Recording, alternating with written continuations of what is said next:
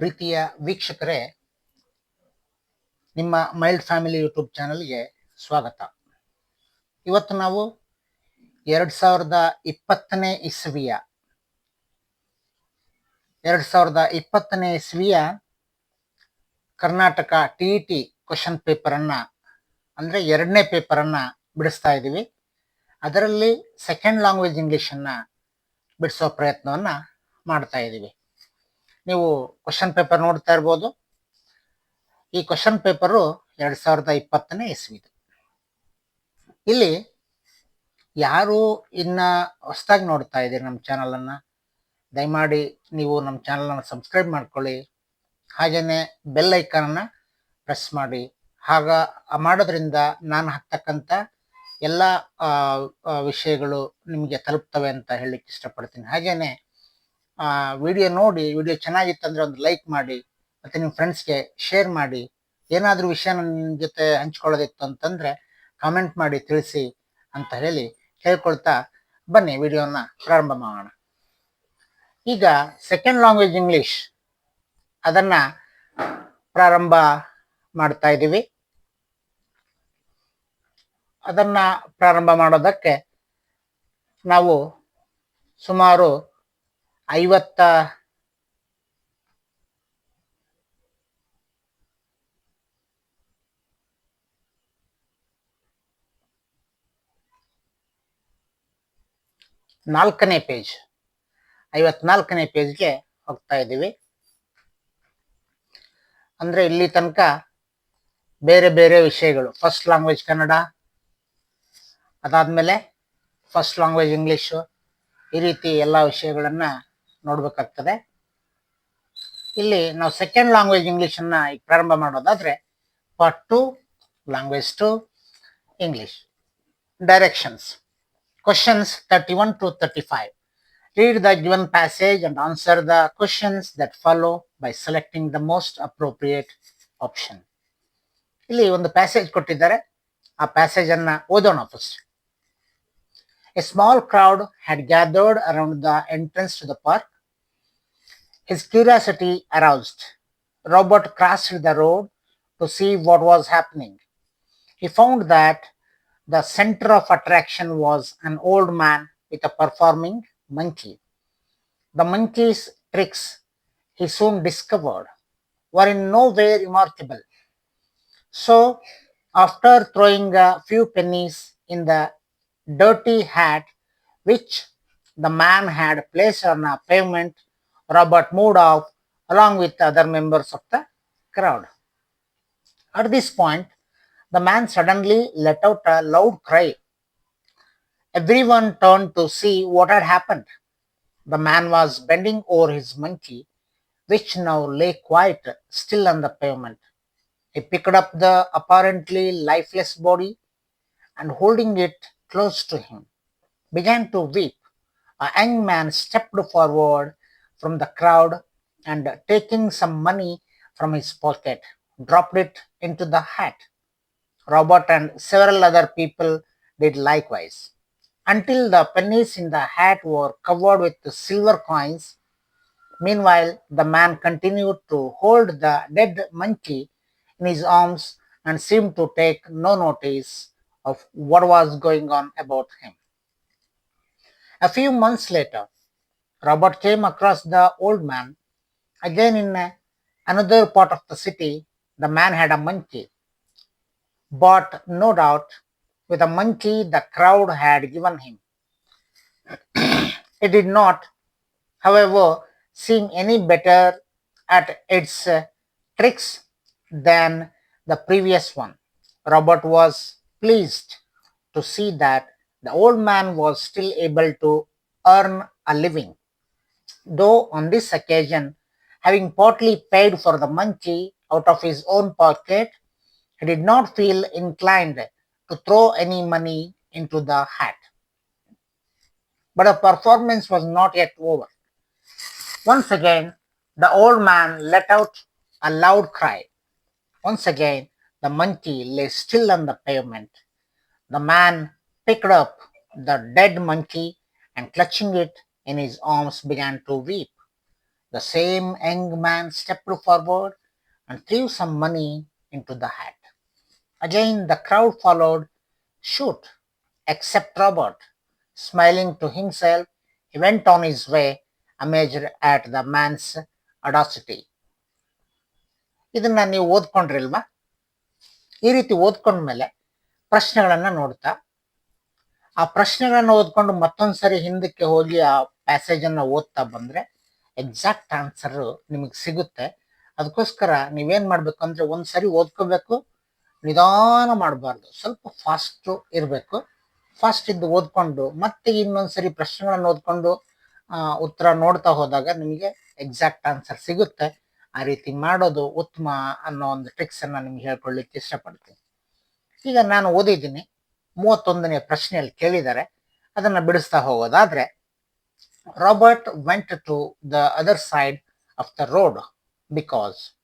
Robert other ಸೈಡ್ಗೆ ಅಂದ್ರೆ ಬೇರೆ ಸೈಡ್ಗೆ ಹೋದ, ಆ ರೋಡಿನ ಬೇರೆ ಸೈಡ್ಗೆ ಹೋದ. ಯಾಕೆ ಅಂತಂದ್ರೆ, he wanted to help the old man by giving him some money.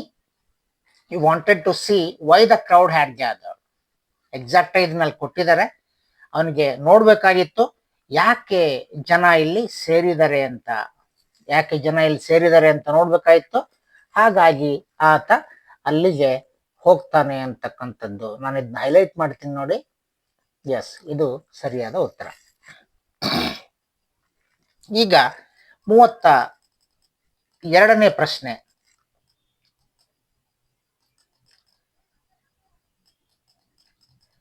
The word pavement in the passage means.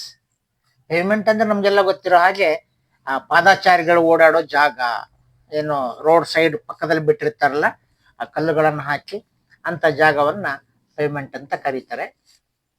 ಇಲ್ಲಿ ಈ ಪ್ಯಾಸೇಜ್ ಅಲ್ಲೂ ಕೂಡ ಅದೇ ಅರ್ಥ. The word pavement in the passage means a temporary tent which is used for public entertainment ಅಲ್ಲ, a path at the side of a road for people to walk on. ಇದು ಸರಿಯಾದ ಉತ್ತರ. ಇದು a path at the side of a road, ಒಂದು ರೋಡಿನ ಪಕ್ಕದಲ್ಲಿ ಪಾದಾಚಾರಿಗಳು ಓಡಾಡಕ್ ಮಾಡಿರ್ತಕ್ಕಂಥ ಜಾಗ ಅಂತಕ್ಕಂಥದ್ದು. 33ನೇ ಪ್ರಶ್ನೆಗೆ ಹೋಗೋಣ. The noun form of perform. Perform ಇದರ ನೌನ್ ಫಾರ್ಮ್ ಕೊಟ್ಟಿದ್ದಾರೆ ಇಲ್ಲಿ. Performs, performed, performing. ಇವು ಮೂರು ಅಲ್ಲ. ಯಾಕೆ ಅಂತಂದ್ರೆ ಪರ್ಫಾರ್ಮ್ಸ್ ಅನ್ನೋದು ಥರ್ಡ್ ಪರ್ಸನ್ ಸಿಂಗ್ಯುಲರ್ ಅಲ್ಲಿ ಯೂಸ್ ಮಾಡ್ತಕ್ಕಂಥ ಒಂದು ವರ್ಬ್. ಪರ್ಫಾರ್ಮ್ಡ್ ಅಂತಕ್ಕಂಥದ್ದು ಇದು ಪಾಸ್ಟ್ ಟೆನ್ಸ್ ವರ್ಬ್. ಪರ್ಫಾರ್ಮಿಂಗ್ ಅಂತಕ್ಕಂಥದ್ದು ING ಫಾರ್ಮ್ ಸೇರಿಸಿರ್ತಕ್ಕಂಥ ಇದೇ ವರ್ಬ್. ಹಾಗಾದ್ರೆ ಇದಕ್ಕೆ ಸೂಕ್ತವಾದ ಉತ್ತರ ಪರ್ಫಾರ್ಮೆನ್ಸ್. 34ನೇದು. The old man let out a loud cry suddenly in order to. ಯಾಕೆ ಜೋರಾಗಿ ಕಿರ್ಚ್ಕೊಳ್ತಾನೆ ಆ ಮನುಷ್ಯ, ಓಲ್ಡ್ ಮ್ಯಾನ್? ಯಾಕೆ ಅಂತಂದ್ರೆ, keep the money, keep the monkey quiet for some time, let the crowd know that his monkey was dead, let the crowd know that he was a poor man, show that he was in grief. ಇದಕ್ಕೆ ಸರಿಯಾದ ಉತ್ತರ ಬಂದು 2ನೇದು, let the crowd know that his monkey was dead. ಜನಕ್ಕೆ ನಮ್ಮ monkey ಸತ್ತಿದೆ ಅಂತ ಹೇಳಿ ತೋರಿಸ್ಕೋಬೇಕಾಗಿತ್ತು ಅವನು, ಅದಕ್ಕೋಸ್ಕರ ಆತ ಜೋರಾಗಿ ಅಳ್ತಾನೆ ಅಥವಾ ಕಿರುಚ್ತಾನೆ ಅಂತಕ್ಕಂಥದ್ದು ಇದರ ಅರ್ಥ. 35ನೇ ಪ್ರಶ್ನೆ. The monkeys tricks he soon discovered were in no way remarkable. The underlined word in the above sentence is. ಆ ಸೆಂಟೆನ್ಸ್ ಅಲ್ಲಿ ಅಂಡರ್ಲೈನ್ ಮಾಡಿರೋ ಶಬ್ದ ಬಂದು ರಿಮಾರ್ಕೆಬಲ್. ರಿಮಾರ್ಕೆಬಲ್ ಅಂತಕ್ಕಂಥದ್ದು ಏನು ಅಂತ ಕೇಳಿದ್ದಾರೆ ಅವರು. ನೌನ, ಪ್ರನೌನ್, ನೌನ, ವರ್ಬ, ಅಡ್ವರ್ಬ, ಅಡ್ಜೆಕ್ಟಿವ್. ಎಕ್ಸಾಕ್ಟ್ಲಿ ನಿಮ್ಗೆಲ್ಲ ಗೊತ್ತಿರೋ ಹಾಗೆ ಇದು ಅಡ್ಜೆಕ್ಟಿವ್.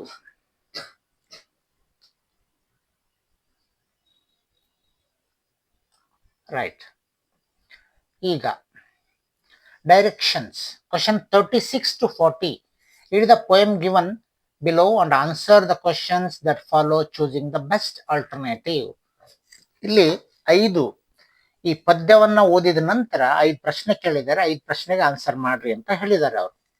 ಪದ್ಯದ ಹೆಸರು ದ ಅರ್ಧನ್ ಗೋಬ್ಲೆಟ್. ಗೋಬ್ಲೆಟ್ ಅಂತಂದ್ರೆ ನಮ್ಗೆಲ್ಲ ಗೊತ್ತಿರೋ ಹಾಗೆ ಒಂದು ಮಡಿಕೆ ಅಥವಾ ಒಂದು ಗಿಂಡಿ ಅನ್ನೋ ಅರ್ಥವನ್ನ ಕೊಡ್ತಕ್ಕಂಥದ್ದು. ಅರ್ಧನ್ ಅಂದ್ರೆ ಮಣ್ಣಿನಿಂದ ಮಾಡಿದ್ದು. Silent goblet, red from head to heel. How did you feel when you were being twirled upon the potter's wheel?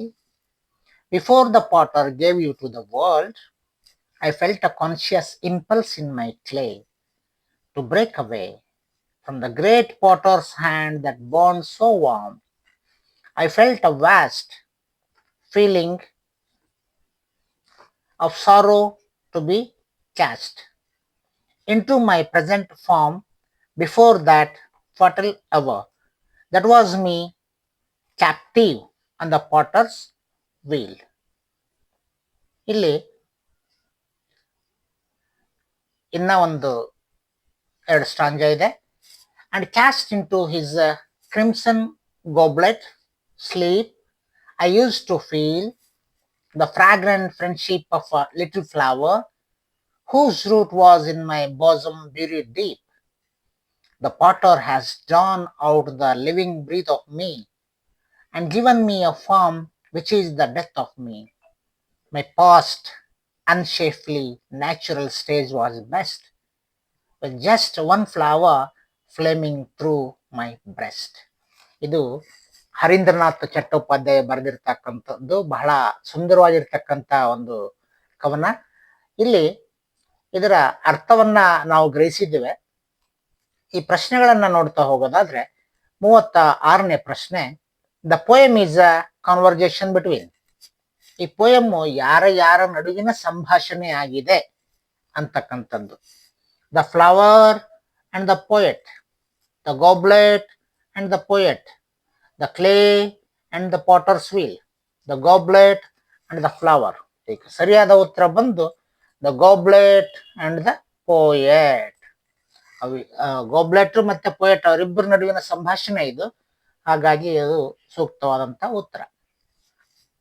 37ನೇದು, in the poem I refers to. ಇಲ್ಲಿ ಐ ಅಂದ್ರೆ ಯಾರು ಅಂತಕ್ಕಂಥದ್ದು. ಎಸ್, ಇಲ್ಲಿ ಅವರಿಬ್ಬರ ನಡುವಿನ ಸಂಭಾಷಣೆಯಲ್ಲಿ ಐ ಅಂದ್ರೆ ದ ಪೋಯೆಟ್ ಅಂತ ಇದೆ, ದ ಫ್ಲವರ್ ಅಂತ ಇದೆ, ದ ಗೋಬ್ಲೆಟ್ ಅಂತ ಇದೆ, ದ ಪಾಟರ್ಸ್ ವೀಲ್ ಅಂತ ಇದೆ. ಸೂಕ್ತವಾದ ಉತ್ತರ ಬಂದು ದ ಗೋಬ್ಲೆಟ್. ಓಕೆ, 38ನೇದನ್ನ ನೋಡೋಣ. 38ನೇದು ಏನಿದೆ ಅಂತಂದ್ರೆ, according to the poem the correct statement is. ಈ ಪದ್ಯದ ಪ್ರಕಾರ ಸೂಕ್ತವಾದಂತ ಸ್ಟೇಟ್ಮೆಂಟ್ ಯಾವುದು ಅಂತ ಕೇಳಿದ್ದಾರೆ. The goblet was eager to be cast in the present form. The goblet was a free board on the potter's wheel. The goblet was happy with its past life. Goblet was happy in its present form. ಇಲ್ಲಿ ಸರಿಯಾದ ಉತ್ತರ the goblet was happy in its present form. ಅದರ ಈಗಿನ ರೂಪದಲ್ಲೇನೆ ಅದು ಬಹಳ ಏನು happy ಆಗಿದೆ ಅಂತಕ್ಕಂಥದ್ದು ಇದರ ಅರ್ಥ. ಓಕೆ, ಅದು ಹಾಗಾಗಿ 4 ಸರಿಯಾದ ಉತ್ತರ ಆಗುತ್ತೆ. ಇನ್ನ 39ನೇದನ್ನ ನೋಡೋಣ. The expression which States that the goblet wanted freedom is. ಇಲ್ಲಿ ಗಾಬ್ಲೆಟ್ಗೆ ಫ್ರೀಡಮ್ ಬೇಕು ಅನ್ನೋದನ್ನ ಯಾವ ಎಕ್ಸ್ಪ್ರೆಷನ್ ಹೇಳುತ್ತೆ ಅಂತಕ್ಕಂಥದ್ದು ಹೇಳ್ಬಿಟ್ಟು 4 ಆಪ್ಷನ್ಗಳನ್ನ ಕೊಟ್ಟಿದ್ದಾರೆ. 4 ಆಪ್ಷನ್ಗಳಲ್ಲಿ 1ನೇದು ಫ್ರಾಗ್ರೆಂಟ್ ಫ್ರೆಂಡ್ಶಿಪ್, 2ನೇದು ಬಾಂಡ್ ಸೋ ವಾರ್ಮ್, 3ನೇದು ಬಾಸಮ್ ಬ್ಯೂರಿಡ್ ಡೀಪ್, 4ನೇದು to break away. To break away ಅಂತಕ್ಕಂಥದ್ದು ಸೂಕ್ತವಾದ ಉತ್ತರ ಆಗಿದೆ. ಹಾಗಾಗಿ ನಾವು 4ನೇದನ್ನ ಗುರುತು ಮಾಡೋಣ. 40ನೇದು ಸ್ಲೀಪ್ ಡೀಪ್ ವೀಲ್ ಡ್ಯಾಶ್. ನಮ್ಗೆ ಗೊತ್ತಾಗ್ಬಿಡ್ತದೆ ಸ್ಲೀಪ್ ಡೀಪ್, ಇವು ರೈಮಿಂಗ್ ವರ್ಡ್ಸ್. ವೀಲು ಡ್ಯಾಶ್, ವೀಲ್ಗೆ ಯಾವ್ದು ರೈಮಿಂಗ್ ವರ್ಡ್ ಆಗುತ್ತೆ ಅಂತ ಅನ್ನೋದನ್ನ ನೋಡೋದಾದ್ರೆ feel, toil, fatal, natural. Wheel, feel ಸೂಕ್ತ ಆಗುತ್ತಲ್ವಾ? ಎಸ್, ಸೂಕ್ತವಾದಂತಹ ಒಂದು ರೈಮಿಂಗ್ ವರ್ಡ್ ಬಂದು ಫೀಲ್. ಈಗ ನಾವು ಡೈರೆಕ್ಷನ್ ಮತ್ತೆ ನೋಡ್ಬೇಕಾಗಿದೆ. Questions 41 to 45. Read the given picture, answer the questions that follow by choosing the most appropriate option. ಇದು ಸ್ವಲ್ಪ ಟ್ರಿಕ್ಕಿ ಆಗಿದೆ, ಬಹಳ ಚೆನ್ನಾಗಿದೆ. ನಿಜವಾಗ್ಲೂ ಇದನ್ನು ಬಹಳ ಎಂಜಾಯ್ ಮಾಡ್ಬೋದು. ಆದ್ರೆ ಸ್ವಲ್ಪ ಮನಸ್ಥಿತಿ ಬೇಕು. ಆ ಅವಸರದಲ್ಲಿ ಸ್ವಲ್ಪ ಅವಸರ ಮಾಡ್ಕೊಳ್ಳೋದಂಗೆನೆ ಎಕ್ಸಾಮ್ ಬರೆಯುವಾಗ ಇಂಥ ಬಂದಾಗ ಸೂಕ್ತವಾಗಿ ಸ್ವಲ್ಪ ನಿಧಾನಕ್ಕೆ ಯೋಚನೆ ಮಾಡಿದ್ರೆ 5ಕ್ಕೆ 5 ಕೂಡ ಇಲ್ಲಿ ನಾವು ತಗೋಬಹುದು ಅನ್ನೋ ಮಾತನ್ನ ಹೇಳ್ತೀನಿ.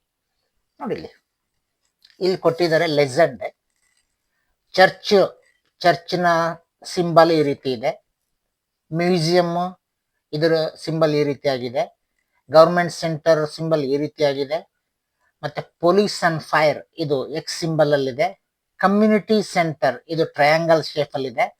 ಇನ್ನು ಪಾರ್ಕ್ ಇದು ರೆಕ್ಟಾಂಗಲ್ ಶೇಪ್ ಅಲ್ಲಿ ಇದ್ದು ಅದಕ್ಕೆ ಜರೆಗಳನ್ನು ಹಾಕಿದ್ದಾರೆ ನಡುವೆ. ಇನ್ನು ಫಾರೆಸ್ಟ್ ನೋಡಿ ಈ ಶೇಪ್ ಅಲ್ಲಿ ಇದೆ. ಇನ್ನು ಹಾಸ್ಪಿಟಲ್ ಹೆಚ್ ಅಂತ ಬರ್ದಿದ್ದಾರೆ ಈ ಶೇಪ್ ಅಲ್ಲಿ ಇದೆ.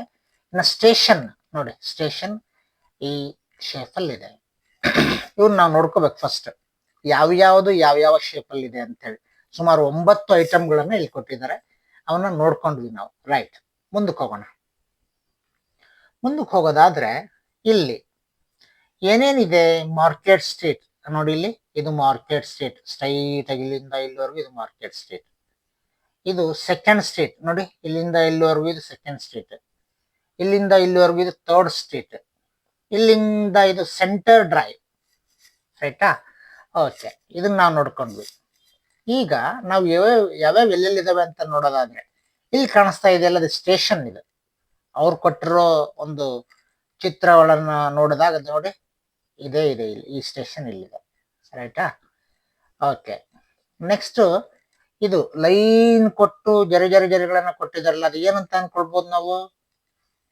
Railway track. ಅದು ಕರೆಕ್ಟ್, ರೈಲ್ವೆ ಟ್ರ್ಯಾಕ್, ಹೌದಲ್ವಾ? ರೈಟ್. ಇಲ್ಲೊಂದು ಚಿತ್ರ ಇದೆ. ಇದು ಏನ್ ಚಿತ್ರ? ಇದು ಚರ್ಚು. ರೈಟ್, ಇಲ್ಲಿದೆಯಲ್ಲ ಇದು ಚರ್ಚು. ನೆಕ್ಸ್ಟ್ ಇಲ್ಲೊಂದಿದೆ, ಈ ಚಿತ್ರ ಯಾವ್ದಿದು? ಮ್ಯೂಸಿಯಂ. ಇಲ್ಲಿರೋ ಚಿತ್ರ ಎಕ್ಸ್ ಮಾರ್ಕ್ ಇದೆಯಲ್ಲ, ಪೊಲೀಸ್ ಅಂಡ್ ಫೈರ್. ಅದರ ಪಕ್ಕದಲ್ಲೇ ಒಂದಿದೆ, ಏನಿದು?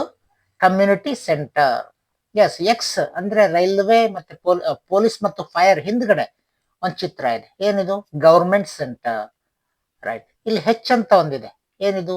ಹಾಸ್ಪಿಟಲ್. ರೈಟ್. ಓಕೆ, ಹಾಗಾದ್ರೆ ಇಲ್ಲಿ ಪಾರ್ಕ್, ಇದು ಪಾರ್ಕ್. ಇಲ್ಲಿ ಫಾರೆಸ್ಟ್ ಇಲ್ಲಿದೆ ನೋಡಿ, ಮರಗಳ ಚಿತ್ರ ಕೊಟ್ಟಿದಾರಲ್ಲ, ಈ ಮರಗಳ ಚಿತ್ರ ಇಲ್ಲಿದೆ, ಇಲ್ಲಿ ಸೆಂಟರ್ ಡ್ರೈವ್ ಕೆಳಗೆ ಫಾರೆಸ್ಟ್. ಅದೇ ರೀತಿನೇ ಇಲ್ಲಿ ಮತ್ತೊಂದು ಕೊಟ್ಟಿದ್ದಾರೆ, directions, north south east west directions ಕೊಟ್ಟಿದ್ದಾರೆ. ರೈಟ್, ಇದನ್ನ ಸರಿಯಾಗಿ ನೋಡ್ಕೊಂಡಿವಿ ನಾವು. ಈಗ ಇದರ ಆಧಾರದ ಮೇಲಿನ ಪ್ರಶ್ನೆಗಳಿದಾವೆ, ನೋಡ್ತಾ ಹೋಗೋಣ. 41. The train stops on the. Train ಎಲ್ಲಿ ಸ್ಟಾಪ್ ಆಗಿದೆ? Centre drive, third street, market street, second street. ನೋಡಿ ಇಲ್ಲಿದೆ ಅಲ್ವಾ? ಎಸ್, ಹಾಗಾದ್ರೆ ಯಾವ್ದಿದು? Market street. Very good. ಹಾಗಾದ್ರೆ ಇದು ಮಾರ್ಕೆಟ್ ಸ್ಟ್ರೀಟ್. 42ನೇದು. If you are at the junction of the third street and the market street, the museum is in the corner. ನೋಡಿ ಇಲ್ಲಿ ಥರ್ಡ್ ಸ್ಟ್ರೀಟ್ ಇದೆ, ಇದು ಥರ್ಡ್ ಸ್ಟ್ರೀಟ್, ಇದು ಮಾರ್ಕೆಟ್ ಸ್ಟ್ರೀಟ್, ಇಲ್ಲಿ junction ಇದೆ. ಈ ಜಂಕ್ಷನ್ ಹತ್ರ ನೀವು ಇದಿರಿ ಅಂತ ಅನ್ನೋದಾದ್ರೆ ಮ್ಯೂಸಿಯಂ ಯಾವ ಮೂಲೆಯಲ್ಲಿದೆ? ಎಲ್ಲಿದೆ ಮ್ಯೂಸಿಯಂ? ನೋಡಿ ಇದೆ ಮ್ಯೂಸಿಯಂ ಅಲ್ವಾ? ಇಲ್ಲಿದೆ ನೋಡಿ ಮ್ಯೂಸಿಯಂ, ಇದು ಮ್ಯೂಸಿಯಂ. ನೀವು ಇಲ್ಲಿದ್ದೀರಿ, ಮ್ಯೂಸಿಯಂ ಇಲ್ಲಿದೆ. ಹಾಗಾದ್ರೆ ಅದು ಯಾವ ಒಂದು ದಿಕ್ಕಲ್ಲಿದೆ? North west, south west, north east, south east. ನೀವು ಇಲ್ಲಿದ್ದೀರಿ ಅಂತಂದ್ರೆ ನಾರ್ತ್, ಸೌತ್, ಈಸ್ಟ್, ವೆಸ್ಟ್. ಇದು ಹಾಗಾದ್ರೆ ಇದು ಸೌತ್, ಇದು ವೆಸ್ಟ್. ಸೌತ್ ವೆಸ್ಟ್ ಅಲ್ವಾ?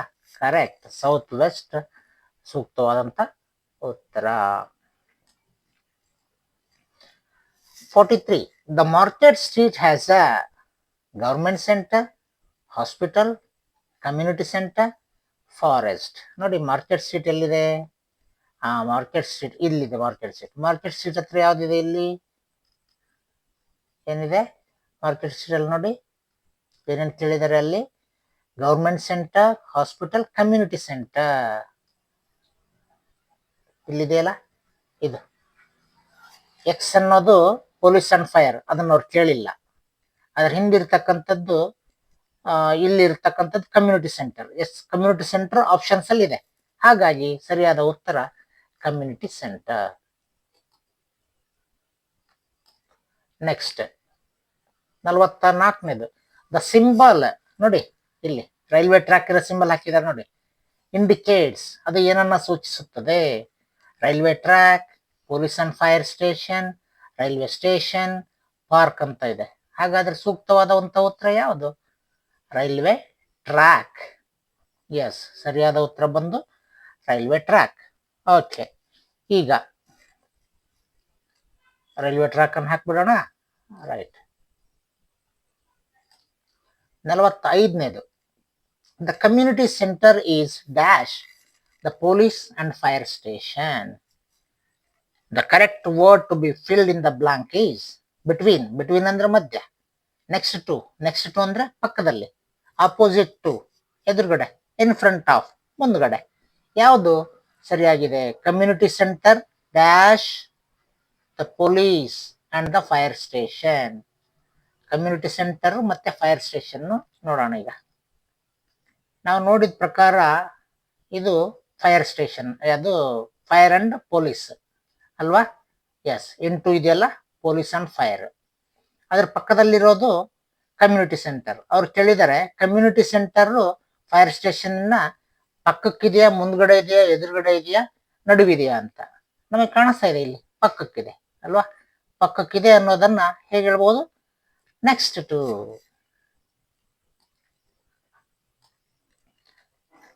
Next, while developing the skill of reading through the phonic method, a teacher facilitates learning through phonic method ಅಂದ್ರೆ phonetic method.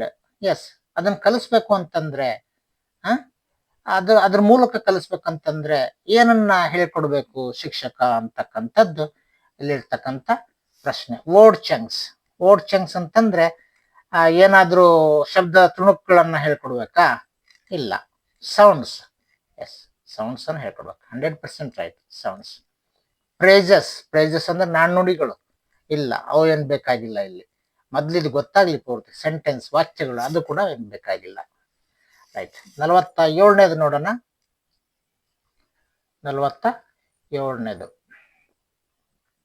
The full form of TPR, a method evolved by James Escher, an experimental psychologist is. TPR ಬಹಳಷ್ಟು ಕಡೆ ನಾವೆಲ್ಲ ಕೇಳಿದ್ದೀವಿ. ಇದಕ್ಕೆ ಸರಿಯಾದ ಉತ್ತರ ಬಂದು total physical response. Teaching physical response ಅಲ್ಲ, ಟೋಟಲ್ ಪೆಡಾಗೋಜಿಕ್ ರೆಸ್ಪಾನ್ಸ್ ಅಲ್ಲ, ಟೀಚಿಂಗ್ ಪೆಡಾಗೋಜಿಕ್ ರೆಸ್ಪಾನ್ಸ್ ಅಲ್ಲ, ಟೋಟಲ್ ಫಿಸಿಕಲ್ ರೆಸ್ಪಾನ್ಸ್. ಉದಾಹರಣೆ, ಕಮ್ ಹಿಯರ್ ಅಂದ್ರೆ ಮಗು ಬರುತ್ತೆ, ಗೋ ದೇರ್ ಅಂದ್ರೆ ಮಗು ಹೋಗುತ್ತೆ, ಕ್ಲೋಸ್ ದ ವಿಂಡೋ ಅಂದ್ರೆ ಕ್ಲೋಸ್ ಮಾಡುತ್ತೆ, ಓಪನ್ ದ ಡೋರ್ ಅಂದ್ರೆ ಓಪನ್ ಮಾಡುತ್ತೆ. ಇಂಥವುಗಳನ್ನ TPR ಅಂತ ಕರೀತಾರೆ. ಇದನ್ನ ಜೇಮ್ಸ್ ಆಶರ್ ಫಸ್ಟ್ ಎಕ್ಸ್ಪೆರಿಮೆಂಟ್ ಮಾಡ್ತಾರೆ ಅಂತಕ್ಕಂಥದ್ದು. Okay. 48 listening to speech to comprehend using a radio is learning through. ನೋಡಿ, ರೇಡಿಯೋವನ್ನ ಉಪಯೋಗ ಮಾಡಿ ಮಾತನ್ನ ಕಲಿಯೋದನ್ನ ನಾವು ಕೇಳಿಸ್ಕೊಳ್ತಾ ಇದ್ದೀವಿ ಅಲ್ವಾ? ಇದು ಯಾವುದು? ಪ್ರಿಂಟ್ ಮೀಡಿಯಾನ? ಅಲ್ಲ. ಇದು ಪೇಪರ್ ಅಂತೂ ಅಲ್ಲ. ಪೇಪರ್ ಆದ್ರೆ ಅದು ಮುದ್ರಣ ಮಾಧ್ಯಮ, print media. Audio visual AIDS ಅಂದ್ರೆ ಟಿವಿನೋ ಅಥವಾ ಕಂಪ್ಯೂಟರ್ ಅಲ್ಲ. ವಿಜುವಲ್ ಏಡ್ಸ್ ಬರೀ ನೋಡೋದಂತೂ ಅಲ್ಲ. Audio AIDS. ಎಸ್, ರೇಡಿಯೋ ಅಂದ್ರೆ ಬರೀ ಕೇಳಿಸ್ಕೊಳ್ಳೋದದು. ಎಸ್, ಇದಕ್ಕೆ ಸರಿಯಾದ ಉತ್ತರ ಆಡಿಯೋ ಏಡ್ಸ್. ನೆಕ್ಸ್ಟ್ 49ನೇದಕ್ಕೆ ಹೋಗೋಣ. In this activity, some chose to speak in favor of the topic and some present their views against the topic. That is, they argue. ಈ ಆಕ್ಟಿವಿಟಿನಲ್ಲಿ ಕೆಲವರು ಮಾತನಾಡ್ತಾರೆ ಪರವಾಗಿ, ಆ ವಿಷಯದ ಪರವಾಗಿ, ಇನ್ನು ಕೆಲವರು ಆ ವಿಷಯದ ವಿರೋಧವಾಗಿ ಮಾತನಾಡ್ತಾರೆ. ಅದಕ್ಕೆ ಏನಂತ ಕರಿತೀವಿ? ಜಸ್ಟ್ ಅ ಮಿನಿಟ್ ಅಂದ್ರೆ ಒಂದು ಕ್ಷಣದಲ್ಲೇ, ಒಂದು ನಿಮಿಷದಾಗೆ ಮಾತಾಡಕ್ ಹೇಳ್ತಾರಲ್ಲ, ಆ ವಿಷಯನ ಅಲ್ಲ ಅದು. ಎಕ್ಸ್ಟೆಂಪೋರ್. ಎಕ್ಸ್ಟೆಂಪೋರ್ ಅಂತಂದ್ರೆ ಆ ಕ್ಷಣದಲ್ಲೇನೆ ತಕ್ಷಣ ಮಾತನಾಡೋದು. ಕೊಟ್ಟ ಒಂದು ವಿಷಯ ಕೊಡ್ತಾರೆ, ಆ ವಿಷಯದ ಬಗ್ಗೆ ಮಾತನಾಡ್ತಕ್ಕಂಥದ್ದು ಎಕ್ಸ್ಟೆಂಪೋರ್. ಅದು ಅಲ್ಲ. ಡಿಬೇಟ್. ಎಸ್, ಒಬ್ರು ಪರವಾಗಿ ಮಾತಾಡೋದು, ಒಬ್ರು ವಿರೋಧವಾಗಿ ಮಾತಾಡೋದು. 100% ಇದು ಡಿಬೇಟೇ, ಅಂದ್ರೆ ಚರ್ಚೆ ಅಂತ. ಪಿಕ್ ಅಂಡ್ ಸ್ಪೀಕ್ ಅಂದ್ರೆ ಒಬ್ರೇ ಹೇಳ್ತಾರಲ್ಲಿ. Right. 50 Latesh writes the words. Latesh ಅನ್ನೋನು ಈ ರೀತಿಯಾಗಿ ಬರೀತಾನೆ. ಫೋಟೋ ಆಸ್ ಫೋಟೋ, ಫೋಟೋ ಅನ್ನೋದನ್ನ FOTO ಫೋಟೋ ಅಂತ ಬರೀತಾನೆ. ಕಾಲೇಜ್ ಅನ್ನೋದನ್ನ ಡಬಲ್ ಎಲ್ ಇರೋದನ್ನ ಸಿಂಗಲ್ ಎಲ್ ಮಾಡಿ ಕಾಲೇಜ್ ಅಂತ ಬರೀತಾನೆ. He needs remedial teaching in, ಆತನಿಗೆ ಪರಿಹಾರ ಬೋಧನೆ ಅವಶ್ಯಕತೆ ಇದೆ. ಯಾವ್ದ್ರಲ್ಲಿ? ಸ್ಪೆಲ್ಲಿಂಗ್ ಅಂಡ್ ವೊಕ್ಯಾಬ್ಯುಲರಿ ಅಲ್ಲ, ಗ್ರಾಮರ್ ಅಂಡ್ ವೊಕ್ಯಾಬ್ಯುಲರಿ ಅಲ್ಲ, ಫೊನೆಟಿಕ್ಸ್ ಅಂಡ್ ಗ್ರಾಮರ್ ಅಲ್ಲ, ಸ್ಪೆಲ್ಲಿಂಗ್ ಅಂಡ್ ಗ್ರಾಮರ್ ಅಲ್ಲ. 100% ಆತನಿಗೆ ಸ್ಪೆಲ್ಲಿಂಗ್ ಅಂಡ್ ವೊಕ್ಯಾಬ್ಯುಲರಿಯಲ್ಲಿ. ವೊಕ್ಯಾಬ್ಯುಲರಿ ಅಂದ್ರೆ ಶಬ್ದ ಸಂಗ್ರಹ, ಶಬ್ದ ಸಂಪತ್ತು ಗೊತ್ತಿರ್ಬೇಕು. ಸ್ಪೆಲ್ಲಿಂಗ್ ಅದು ಅವುಗಳ ಸ್ಪೆಲ್ಲಿಂಗ್. ಹಾಗಾಗಿ 1ನೇದು ಸೂಕ್ತವಾದಂತ ಉತ್ತರ. ಈ ಗ್ರಾಮರ್ ಅಂದ್ರೆ ಅಲ್ಲಿ ಗ್ರಾಮರ್ ಅವಶ್ಯಕತೆನೇ ಇಲ್ಲ 1ನೇದು. ಫೊನೆಟಿಕ್ಸ್ 2nd, ಅದು ಸ್ಪೆಲ್ಲಿಂಗ್ ಅಂಡ್ ಗ್ರಾಮರ್ ಬಂದೇ ಇಲ್ಲ ಅಂತಂದ್ರೆ ಸ್ಪೆಲ್ಲಿಂಗ್ ಅಷ್ಟೇ ಆಗ್ತದೆ. ಹಾಗಾಗಿ 1ನೇದು ಸೂಕ್ತವಾದಂತ ಉತ್ತರ. 51ನೇದು ನೋಡೋಣ. When the teacher instructs the class to listen to the story to get a general idea of what it is about, she is aiming at the lesson stage of. ನೋಡಿ, ಒಬ್ಬ ಶಿಕ್ಷಕಿ ಏನ್ ಮಾಡ್ತಾ ಇದ್ದಾಳೆ? Listen to the story to get a general idea of what it is about ಅಂತ ಹೇಳ್ತಾರೆ. ಕಥೆಯನ್ನ ಕೇಳಿಸ್ಕೊಳ್ರಪ್ಪ, ಇದ್ರ ಬಗ್ಗೆ ಜನರಲ್ ಐಡಿಯಾ ಸಿಗುತ್ತೆ ನಿಮಗೆ, ಇದು ಯಾವ್ದ್ರ ಬಗ್ಗೆ ಇದೆ ಅಂತ. ಇದು ಆ ಪಾಠದಲ್ಲಿ ಏನನ್ನ ಗುರಿಯಾಗಿರಿಸ್ಕೊಂಡು ಹೇಳ್ತಾ ಇದ್ದಾರೆ ಅಂತ, ಯಾವ್ದನ್ನ ಸರಿಯಾಗಿ ಕೇಳಿಸ್ಕೊಳ್ರಿ ಅಂತ ಹೇಳ್ತಾ ಇದ್ದಾರೆ ಅಂತ. Reading for gist, listening for gist, focusing on structures, listening for specific information. ನೋಡಿ, ರೀಡಿಂಗ್ ಫಾರ್ ಜಿಸ್ಟ್ ಅಂತ ಅಲ್ವೇ ಅಲ್ಲ, ಯಾಕಂದ್ರೆ ಅವ್ರು ಕೇಳಿಸ್ಕೊಳ್ರಿ ಅಂತ ಹೇಳ್ತಿದ್ದಾರೆ. ಲಿಸನಿಂಗ್ ಫಾರ್ ಜಿಸ್ಟ್ ಇದು ಸರಿ, ಸಾರಾಂಶಕ್ಕಾಗಿ ಕೇಳಿಸ್ಕೊಳ್ಳೋದು, ಏನಿದೆ ವಿಷಯ ಅಂತ ಗೊತ್ತಾಗ್ಲಿ ಅದಕ್ಕೋಸ್ಕರ ಕೇಳಿಸ್ಕೊಳ್ಳೋದು reading for, listening for gist. ಇರೋದಿದ್ದು ಸಂಬಂಧಪಡಲ್ಲ. ಇನ್ನ 52ನೇದು improvement, practical, substitute, photograph. These words fall into the group of.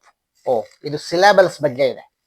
Syllables ಅಂತಂದ್ರೆ ಏನು ಅಕ್ಷರಗಳನ್ನ ನಾವು ಡಿವೈಡ್ ಮಾಡ್ತೀವಲ್ಲ, ಒಂದು ಶಬ್ದದಲ್ಲಿ ಬರತಕ್ಕಂತ ಅಕ್ಷರಗಳನ್ನ ಅಥವಾ ಅಕ್ಷರಗಳ ಭಾಗಗಳನ್ನ ಮಾಡ್ತೀವಿ ನಾವು ಚಿಕ್ಕ ಚಿಕ್ಕ ತುಂಡುಗಳಾಗಿ, ಅವುಗಳ ಬಗ್ಗೆ ಹೇಳ್ತಕ್ಕಂಥ ಸಿಲೆಬಲ್ಸ್ ಬಗ್ಗೆ.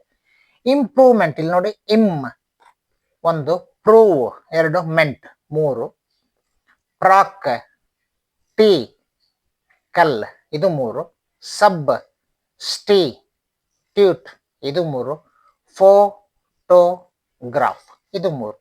These words fall in the group of monosyllabic words, ಅಂದ್ರೆ ಒಂದೇ ಸಿಲಬಲ್ ಇದೆಯಾ ಇದರಲ್ಲಿ? ಇಲ್ಲ. ಡೈಸಿಲಾಬಿಕ್ ವರ್ಡ್ಸ್, 2 ಸಿಲಬಲ್ಸ್ ಇದಾವೆ ಇದರಲ್ಲಿ? ಇಲ್ಲ. ಟ್ರೈಸಿಲಾಬಿಕ್ ವರ್ಡ್ಸ್, ಹೌದು 3 ಸಿಲಬಲ್ ಇದಾವೆ. ಟ್ರೈಸಿಲಾಬಿಕ್ ಅಂದ್ರೆ 3 ಸಿಲಬಲ್ಸ್, 3 ಸಿಲಬಲ್ ಇದಾವೆ ತಾನೆ ಎಲ್ಲದರಲ್ಲೂ ಕೂಡ, ರೈಟ್.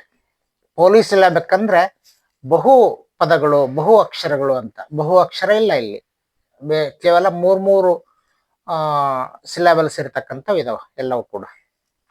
53ನೇದಕ್ಕೆ ಹೋಗೋಣ. The bus collided with a stationary car carrying some stationery. It needs some office stationery to be brought in the car which has been stationary for some time. The population growth has remained stationary for a long time, though we have wasted a lot of stationery on its analysis. Why do you waste the office stationery to research on stationary office vehicles? The statement with the correct usage of a homophone is seen in. ಇಲ್ಲಿ ಇರೋದು 2 ಪದಗಳು, ಆ 2 ಪದಗಳಿಂದ ಆಟ ಆಡಿದ್ದಾರೆ, ಆಯ್ತಾ? ಏನ್ 2 ಪದಗಳಿದೆ ಅಂತಂದ್ರೆ ಸ್ಟೇಷನರಿ, ಇನ್ನೊಂದು ಸ್ಟೇಷನರಿ. ಇವೆರಡು ಹೋಮೋಫೋನ್ಗಳು. ಒಂದು STATIONERY, ಇನ್ನೊಂದು STATIONERY. STATIONERY ಸ್ಟೇಷನರಿ ಅಂತಂದ್ರೆ ಈ ಲೇಖನ ಸಾಮಗ್ರಿಗಳು ಇರ್ತಕ್ಕಂಥ ಜಾಗ. ನಾವು ಹೋಗ್ತೀವಲ್ಲ ಸ್ಟೇಷನರಿ ಅಂಗಡಿಗೆ ಹೋಗಿ ಪೆನ್ನು ಪೆನ್ಸಿಲ್ ಅಂತ ತರ್ತೀವಲ್ಲ, ರೈಟ್. ಇನ್ನೊಂದು ಸ್ಟೇಷನರಿ ಅಂದ್ರೆ STATIONERY ಸ್ಟೇಷನರಿ ಅಂದ್ರೆ ಅದು ಸ್ಥಿರವಾಗಿರ್ತಕ್ಕಂಥದ್ದು, ಅಚಲವಾಗಿರ್ತಕ್ಕಂಥ, ಒಂದೇ ಹತ್ರ ಇರ್ತಕ್ಕಂಥದ್ದು ಅಂಥದ್ದು. ಇದನ್ನ ಇವೆರಡರ ಅರ್ಥ ನಾವು ಫಸ್ಟ್ ತಿಳ್ಕೊಂಡ್ಬಿಟ್ರೆ ಇಲ್ಲಿ ಸೂಕ್ತವಾದಂತ ಈ 4 ಸೆಂಟೆನ್ಸ್ಗಳಲ್ಲಿ ಸೂಕ್ತವಾದಂತಹ ಏನು ಹೋಮೋಫೋನ್ಸ್ ಅನ್ನ ಬಳಸಿದಾರ ಸರಿಯಾದ ಜಾಗದಲ್ಲಿ ಅಂದ್ರೆ ಆ ಕಡೆ ಈ ಕಡೆ ಎಕ್ಸ್ಚೇಂಜ್ ಮಾಡದೇನೆ ಬಳಸಿದಾರ. ಒಂದೊಂದು ನೋಡೋಣ. The bus is collided with the stationery car carrying some stationery. ಇಲ್ಲ, ಇದು ಸೂಕ್ತವಾಗಿ ಬಳಕೆ ಆಗಿಲ್ಲ. ಅಂದ್ರೆ ಈ ಸ್ಟೇಷನರಿ ಇಲ್ಲಿ ಬರ್ಬೇಕಾಗಿತ್ತು, ಇದು ಇಲ್ಲಿ ಬರ್ಬೇಕಾಗಿತ್ತು. B, in need some office stationery to be brought in the car which has been stationary for some time. ಇದು ಕೂಡ ತಪ್ಪಾಗಿದೆ. C, the population growth has remain stationary. Yes, ಇದು ಕರೆಕ್ಟ್ ಆಗಿದೆ ನೋಡಿ. ಪಾಪ್ಯುಲೇಷನ್ ಗ್ರೋತ್, ಜನಸಂಖ್ಯಾ ಬೆಳವಣಿಗೆ, ಅದು ಅಚಲವಾಗಿ ನಿಂತಿದೆ, ಇದೆ ಫಾರ್ ಅ ಲಾಂಗ್ ಟೈಮ್, ಬಹಳ ದಿನಗಳವರೆಗೆ. ದೋ ವಿ ಹ್ಯಾವ್ ವೇಸ್ಟೆಡ್, ಆದ್ರೂ ಕೂಡ ನಾವು ವೇಸ್ಟ್ ಮಾಡಿದೀವಿ a lot of stationery on its analysis. ಅದರ ಅನಾಲಿಸಿಸ್ ಮಾಡಕ್ಕೆ ಬಹಳಷ್ಟು ಸ್ಟೇಷನರಿಯನ್ನ ನಾವು ಯೂಸ್ ಮಾಡಿದೀವಿ ಅಂತಕ್ಕಂಥದ್ದು. ಎಸ್, ವೇಸ್ಟ್ ಮಾಡಿದೀವಿ ಅಂತಕ್ಕಂಥದ್ದು. ಹಾಗಾಗಿ ಉತ್ತರ 3 ಸಿ ಸರಿಯಾಗಿ ಸರಿಯಾದ ಉತ್ತರ ಆಗ್ತದೆ ಅಂತಕ್ಕಂಥದ್ದು. ರೈಟ್. ಈಗ ನಾವು 54ನೇದಕ್ಕೆ ಹೋಗೋಣ. Proficiency in writing in second language English learning is required. Proficiency in writing ಅಂದ್ರೆ ಬರವಣಿಗೆಯ ಕೌಶಲ್ಯವನ್ನ ಸಾಧನೆ ಮಾಡಲಿಕ್ಕೆ ಯಾವುದರಲ್ಲಿ? ಸೆಕೆಂಡ್ ಲ್ಯಾಂಗ್ವೇಜ್ ಅಲ್ಲಿ, ಸೆಕೆಂಡ್ ಲ್ಯಾಂಗ್ವೇಜ್ ಇಂಗ್ಲಿಷ್ ಅಲ್ಲಿ ಲರ್ನಿಂಗ್ ಈಸ್ ರಿಕ್ವೈರ್ಡ್. ಲರ್ನಿಂಗ್ ಬೇಕಾಗಿದೆ. ಯಾವುದಕ್ಕೆ? To record documents which may be of use in future. To record documents, documents ಅನ್ನ ಫ್ಯೂಚರ್ ನಲ್ಲಿ, ಭವಿಷ್ಯತ್ತಿನಲ್ಲಿ ಯೂಸ್ ಮಾಡೋದಕ್ಕೆ ಬೇಕಾಗಿದೆ ಅಂತಕ್ಕಂಥದ್ದು ಇದರ ಅರ್ಥ. ಎರಡನೇದು to comprehend spoken words, spoken ವರ್ಡ್ಗಳನ್ನ ತಿಳ್ಕೊಳ್ಳೋದಕ್ಕೆ ಬೇಕಾಗಿದೆ. ಮೂರನೇದು ಟು ಎನ್ಕರೇಜ್ ಎಕ್ಸ್ಟೆನ್ಸಿವ್ ರೀಡಿಂಗ್, ಇನ್ನ ಹೆಚ್ಚಿನ ಓದೋದಕ್ಕೆ ಇದು ಎನ್ಕರೇಜ್ ಮಾಡುತ್ತೆ. Next to practice good speech habits, ಏನಂತಂದ್ರೆ ಒಳ್ಳೆ ಮಾತನಾಡುವ ಕೌಶಲ್ಯವನ್ನು ಬಳಸೋದಕ್ಕೆ ಇದು ಬೇಕಾಗಿದೆ. ಇಲ್ಲ, ಒಂದನೇದೇ ಇದಕ್ಕೆ ಸೂಕ್ತವಾದಂತ ಉತ್ತರ. ಏನಿದೆ? To record documents. ಇಲ್ಲಿ ಕೇಳಿರೋದು ಬರೆಯೋದ್ರ ಬಗ್ಗೆ. ಇವು comprehend spoken words, extensive reading, speech habits ಇವೆಲ್ಲ ಓದೋದ್ರ ಬಗ್ಗೆ ಜಾಸ್ತಿ ಹೇಳ್ತವೆ. ಹಾಗಾಗಿ ಬಹಳ ಸಿಂಪಲ್ ಆಗಿ ಮೇಲೆ ತೇಲ್ತತಿ ಅಂತಾರಲ್ಲ, ಹಂಗೆ ಒಂದನೇದು ಮೇಲೆ ತೇಲ್ತತಿ, ಇದು ಬರೆಯೋದ್ರ ಬಗ್ಗೆ ಐತಿ ಅಂತ. ರೈಟ್. ನೆಕ್ಸ್ಟ್ 55ನೇದು. The interactional technique that is commonly used to practice language functions of languages. Story building, dialogue chains, debating, brainstorming. ಅಂದ್ರೆ ಲ್ಯಾಂಗ್ವೇಜ್ ಫಂಕ್ಷನ್ಗಳನ್ನ ಉಪಯೋಗ ಮಾಡಿಕೊಂಡು ಇಂಟ್ರಾಕ್ಷನ್ ಮಾಡತಕ್ಕಂಥದ್ದು, ಕ್ರಿಯೆಯ ಪ್ರತಿಕ್ರಿಯೆ ಕೊಡ್ತಕ್ಕಂಥ ಟೆಕ್ನಿಕ್ ಯಾವುದ್ರಲ್ಲಿದೆ? ಸ್ಟೋರಿ ಬಿಲ್ಡಿಂಗ್ ಅಲ್ಲಿ ಇರಲ್ಲ, ಇಲ್ಲಿ ಡೈಲಾಗ್ ಇರಲ್ಲ. ಎಸ್, ಇದು ಡೈಲಾಗ್ ಚೈನ್ಸ್. Very good. ಯಾರಾದ್ರೂ ಒಬ್ರು ಏನಾದ್ರೂ ಹೇಳಿದ್ರೆ ಅದಕ್ಕೆ ನಾವು ಮತ್ತೆ ಡೈಲಾಗ್ಗಳನ್ನ ಹೇಳ್ತೀವಲ್ಲ, ಆ ಡೈಲಾಗ್ಗಳೇ ಲ್ಯಾಂಗ್ವೇಜ್ ಫಂಕ್ಷನ್ಗಳು ಅಲ್ವಾ? ಹಾಗಾಗಿ ಡೈಲಾಗ್ ಚೈನ್ಸ್ ಅಂತಕ್ಕಂಥದ್ದು ಸರಿಯಾದ ಉತ್ತರ. 56ನೇದಕ್ಕೆ ಹೋಗೋಣ. The kind of objective type test item that falls out of the group is. The kind of objective type test ಅಂದ್ರೆ ಆಬ್ಜೆಕ್ಟಿವ್ ಟೈಪ್, ವಸ್ತುನಿಷ್ಠ ಮಾದರಿಯ ಪರೀಕ್ಷೆ. That falls out of the group is, ಅದು ಯಾವ ಗ್ರೂಪ್ ಅಲ್ಲಿ ಬೀಳುತ್ತೆ ಇಲ್ಲಿ ಅಂತ. ಕಂಪ್ಲೀಷನ್ ಟೈಪ್ ಐಟಮ್ಸ್ ಇಲ್ಲ, ಇದು ಫಿಲ್ ಇನ್ ದ ಬ್ಲಾಂಕ್ಸ್ ಅಲ್ಲಿ. ಮ್ಯಾಚಿಂಗ್ ಟೈಪ್ ಐಟಮ್, ಮ್ಯಾಚ್ ಮಾಡೋದು, ಇದು ಬೀಳಲ್ಲ ಇದರಲ್ಲಿ. Multiple choice type item, yes 100% ಇದು ಮಲ್ಟಿಪಲ್ ಚಾಯ್ಸ್ ಐಟಮ್ಸ್ ಅಲ್ಲೇ ಬೀಳುತ್ತೆ. ಅದು ಯಾವ್ದಾದ್ರು ಒಂದು ಪ್ರಶ್ನೆ ಕೊಟ್ರೆ ಅದಕ್ಕೆ 4 ಅಬ್ಜೆಕ್ಟಿವ್ ಕೊಡ್ತಾರಲ್ಲ, ಆಪ್ಷನ್ಸ್ಗಳನ್ನ, ಇದು ಇಂಥದನ್ನ ಮಲ್ಟಿಪಲ್ ಚಾಯ್ಸ್ ಟೈಪ್ ಐಟಮ್ ಅಂತ ಕರೀತಾರೆ. ರೈಟ್. 57ನೇದು. ಆಜಾದ್ ಮತ್ತೆ ಅನೀಶ್ ನಡುವಿನ ಸಂಭಾಷಣೆ ಇದು. If you want to relax we have some very good golfing holidays in Bangalore ಅಂತ ಆಜಾದ್ ಹೇಳ್ತಾನೆ. ಅನೀಶ್ ಹೇಳ್ತಾನೆ, actually I think fishing is more relaxing than playing golf ಅಂತ ಹೇಳ್ತಾನೆ. ಇಲ್ಲಿ ಅಂಡರ್ಲೈನ್ ಮಾಡಿರ್ತಕ್ಕಂಥದ್ದು ಅನೀಶನ್ನ ಸ್ಟೇಟ್ಮೆಂಟ್ ಮಾಡಿದ್ದಾರೆ. The underline statement expresses, underline ಮಾಡಿರ್ತಕ್ಕಂಥ ಸ್ಟೇಟ್ಮೆಂಟ್ ಏನ್ ಹೇಳುತ್ತೆ ಅಂತಕ್ಕಂಥದ್ದು. ಅಕ್ಸೆಪ್ಟೆನ್ಸ್ ಅಂದ್ರೆ ಒಪ್ಕೊಳ್ತಕ್ಕಂಥದ್ದು. ಆಜಾದ್ ಏನ್ ಹೇಳ್ತಾನಲ್ಲ, ನಿಮ್ಗೆ ನೀವು ರಿಲ್ಯಾಕ್ಸ್ ಆಗ್ಬೇಕು ಅಂತ ಅನ್ಸಿದ್ರೆ ಬೆಂಗಳೂರಲ್ಲಿ ಹಾಲಿಡೇಯಲ್ಲಿ ಗಾಲ್ಫ್ ಆಡೋಣ ಅಂತ ಹೇಳ್ತಾನೆ.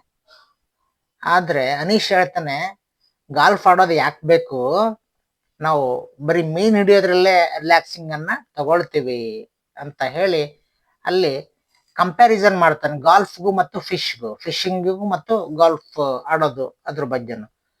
ಹಾಗಾದ್ರೆ ಅಕ್ಸೆಪ್ಟ್ ಅಂತ ಅವ್ರು ಹೇಳಿದ್ದು ಒಪ್ಕೊಳ್ತಾನ? ಇಲ್ಲ. ತಿರಸ್ಕಾರ ಮಾಡ್ತಾನ? ರೆಫ್ಯೂಸಲ್? ಇಲ್ಲ.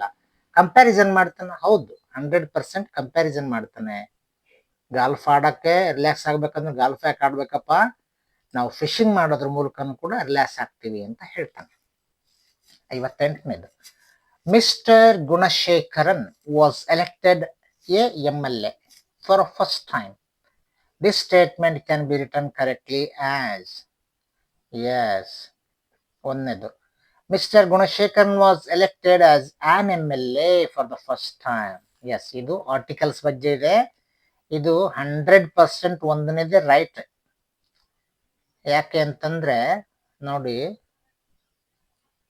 ಇಲ್ಲಿ MLA ಅನ್ನೋದ್ರ ಹಿಂದೆ ಆನ್ ಬರಬೇಕು, ಆನ್ MLA. ಇಲ್ಲಿ MLA ಅಂತ ಕೊಟ್ಟಿದ್ದಾರೆ ಫಸ್ಟ್, ಹಾಗಾಗಿ ಅದು ತಪ್ಪಾಗುತ್ತೆ. ಅದೇ ರೀತಿ 2, 3, 4ನೇದನ್ನು ಸುಮ್ಮನೆ ನೋಡೋದಾದ್ರೆ Mr Gunasekaran was elected as a MLA ಅಂತ ಇದೆ, ತಪ್ಪು. Mr Gunasekaran was elected as the MLA, ಅದು ತಪ್ಪು. Mr Gunasekaran was elected as MLA, ಅದು ತಪ್ಪು. ಹಾಗಾದ್ರೆ ಒಂದನೇದೇ correct 100%.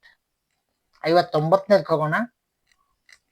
The speaking ability gives the learner enough confidence to acquire the skills of reading and writing. This means that ಮಾತನಾಡುವ ಕೌಶಲ್ಯ ಅವ್ರಿಗೆ, ಓದುಗರಿಗೆ confidence ಅನ್ನ, ಸಾಕಷ್ಟು ಕಾನ್ಫಿಡೆನ್ಸ್ ಅನ್ನ ಕೊಡುತ್ತೆ.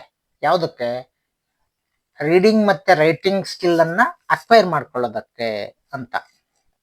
ಹಾಗಾದ್ರೆ ಅದರ ಅರ್ಥ ಈ 4ರಲ್ಲಿ ಯಾವುದು? The learner must learn to use the language orally first. The learner must learn to read first. ಮೊದಲು ಓದೋದು ಕಲಿಬೇಕಾ? ಇಲ್ಲ. The learner must learn to write first. ಮೊದಲು ಬರೆಯೋದು ಕಲಿಬೇಕಾ? ಇಲ್ಲ. The learner must learn to refer materials first. ತಪ್ಪು. ಹಾಗಾದ್ರೆ ಒಂದನೇದೇ 100% right. The learner must learn to use the language orally first. ಮೊದಲು ಮಾತಾಡೋದು ಕಲಿಬೇಕು ಅಂತ. ರೈಟ್. ನೆಕ್ಸ್ಟ್ 60ನೇದು ಮತ್ತೆ ಕೊನೆಯದು. 60ನೇದು ಮತ್ತೆ ಕೊನೆಯದು ಗೆಳೆಯರೆ, Sneha has written the words BALM balm, walk, talk as BAM balm, WAK walk, TAK talk. A teacher must teach her about the. Sneha ಏನ್ ಮಾಡಿದಾಳೆ, ಬಾಮ್ ಅಂತ ಬರೆಯೋದನ್ನ BALM ಹೋಗಿ BAM ಬರ್ದಾಳೆ. ವಾಕ್ ಅಂತ ಬರೆಯೋದನ್ನ WALK ಬರೆಯೋದನ್ನ WAK ಅಂತ ಬರ್ದಾಳೆ. ಟಾಕ್ ಅಂತ ಬರೆಯೋದು TALK ಅದನ್ನ TAK ಅಂತ ಬರ್ದಾಳೆ. ಅವಾಗ ಅವ್ರ ಟೀಚರ್ ಏನ್ ಮಾಡ್ಬೇಕು, ಏನ್ ಕಲಿಸ್ಬೇಕು? ಸ್ಟ್ರಕ್ಚರ್ ಕಲಿಸ್ಬೇಕಾ? ಇಲ್ಲ. ಸ್ಟ್ರಕ್ಚರ್ ಅಂದ್ರೆ ಅದು ಸಂರಚನೆ, ಬೇಡ. ಅದು parts of speech, noun, pronoun, verb ಇದನ್ನ ಕಲಿಸ್ಬೇಕಾ? ಇಲ್ಲ. ಸೈಲೆಂಟ್ ಲೆಟರ್ಸ್ 100% ಇದನ್ನೇ ಕಲಿಸ್ಬೇಕು. Silent letters. ಏನ್ ಸೈಲೆಂಟ್ ಲೆಟರ್ಸ್? ಇಲ್ಲಿ ನೋಡಿ, ಎಲ್ಲಾದ್ರಲ್ಲೂ ಇದಾವಲ್ಲ, ಬಿಟ್ಬಿಟ್ಟು ಬರ್ದಾಳೆ ಅವಳು. ಹೌದಾ ಸ್ನೇಹ? ಅವ್ 3ರಲ್ಲೂ ಎಲ್ಲೂ ಬರ್ತದಮ್ಮ. ಇದು ಸೈಲೆಂಟ್ ಲೆಟರ್. ಹಿಂಗ್ ಬರೀತೀವಿ, ಬಟ್ ಓದುವಾಗ ಹೇಳಂಗಿಲ್ಲ ನಾವ್ ಇದನ್ನ ಅಂತ ಹೇಳ್ಕೊಡ್ಬೇಕು. ಇವು ಸೈಲೆಂಟ್ ಲೆಟರ್ಸ್ ಅಂತ ಹೇಳ್ಬೇಕು. ಎಸ್ ಆತ್ಮೀಯ ಗೆಳೆಯರೆ, ಈಗ ನಾವು ಪೂರ್ತಿ 2020ನೇ ಇಸ್ವಿಯ ಒಂದು Karnataka TET second language English ಅನ್ನ ಪೂರ್ತಿಯಾಗಿ ಬಿಡಿಸಿದ್ವಿ. ಇಷ್ಟೊತ್ತನಕ ನೀವೇನ್ ನೋಡಿದಿರಿ, ನಿಮ್ಗೆ ತುಂಬ ಹೃದಯದ ಧನ್ಯವಾದಗಳು. ಹೀಗೇನೆ ಕೋಆಪರೇಟ್ ಮಾಡ್ತಾ ನಮಗೆ ಸಪೋರ್ಟ್ ಮಾಡ್ತಾ ಇರಿ ಅಂತ ಕೇಳ್ಕೊಳ್ತೀವಿ. Thank you so much.